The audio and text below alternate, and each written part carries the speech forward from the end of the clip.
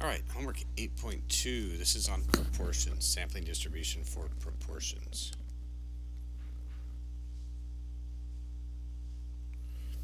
Okay, 3. True or false? Population proportion and sample proportion always have the same value. That's obviously false. Probably going obviously. Well, the population proportion is p, and the sample proportion is p hat. So this is the percent in the population that have some characteristic, and p hat is the percent in the sample. And clearly, if I take a sample, it's not going to necessarily be the same as the population. If 40% of the population have brown hair, I take a sample, might be higher than 40, might be less than 40, might be 40, so it doesn't have to be the same. 4. True or false? The mean of the sampling distribution is p. That is true. The sampling distribution here is normal, so I got mu sub p hat is p, and sigma sub p hat is the square root of pq over n. 11.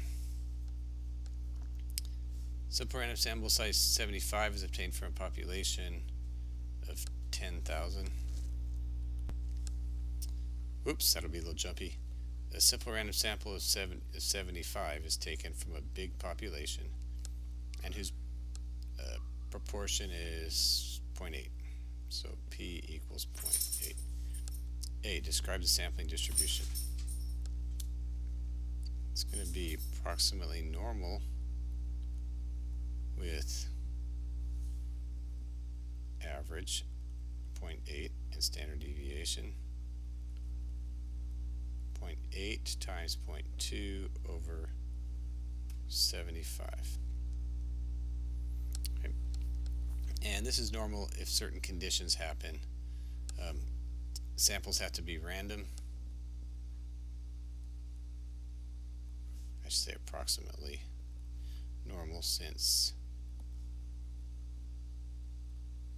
samples are random, and NP, which is 10,000 times 0.8, is greater than 10, and NQ, which is 10,000 times 0.2, is greater than or equal to 10. Okay, so B says, what's the probability of obtaining 63 or more individuals? That is, what is the probability that p hat is greater than 84? Okay, so 63 or more individuals is 84%, because it's 63 out of 75, which is 0.84. That's where that comes from. So the probability that p hat is greater than 0.84, again, this is a normal CDF calculation. Okay, and if I do that,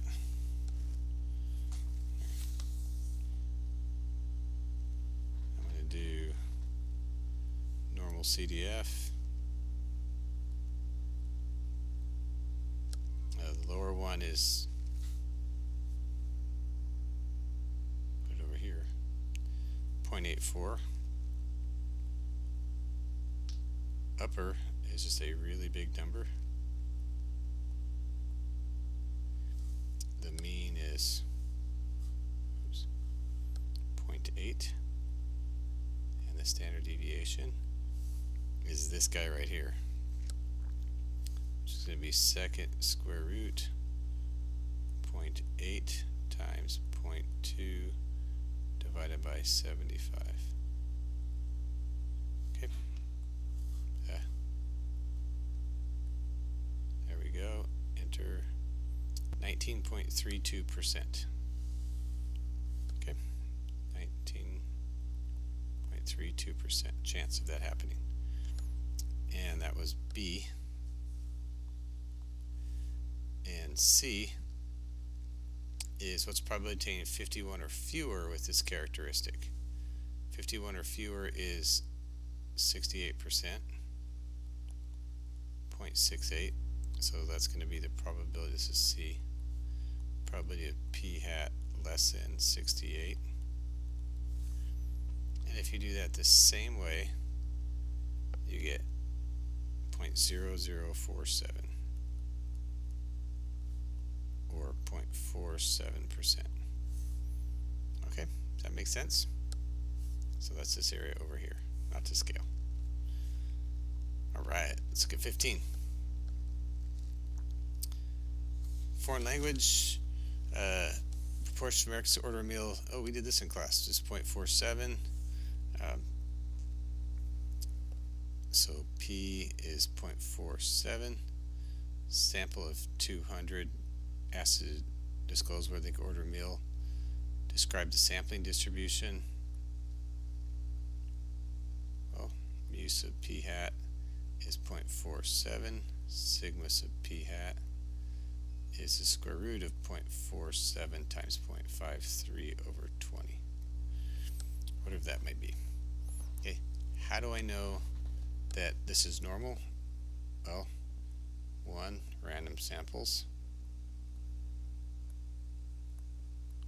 and 2 is NP greater than 10 and NQ greater than 10. Well, what is NP? NP is 200 times 0.47 and 200 times 0.53 is greater than 10. Okay, so that tells me that this is approximately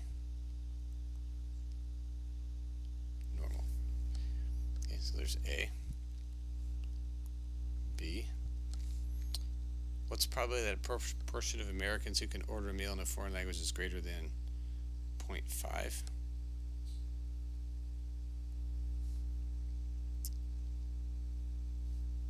Let's see. Sorry, 0.5. And so here's 0.5. So we want to calculate that area. And if we do that, it's 19.77. We would do normal CDF. 0.5999 mean and standard deviation. And C. Would it be unusual that in a survey of 200, 80 or fewer? Well, 80 over 200 is 40%. So we want to look over here and see if this is 0.4. Is it unusual? Well, what's the percent chance of that happening? Probability of p hat being less than 0.4. Well, if I do that, normal CDF, I get 2.39%. Would that be unusual? Yes, because the chance of it happening is 2%, and that's not very normal. Usual. There we go. Do next one.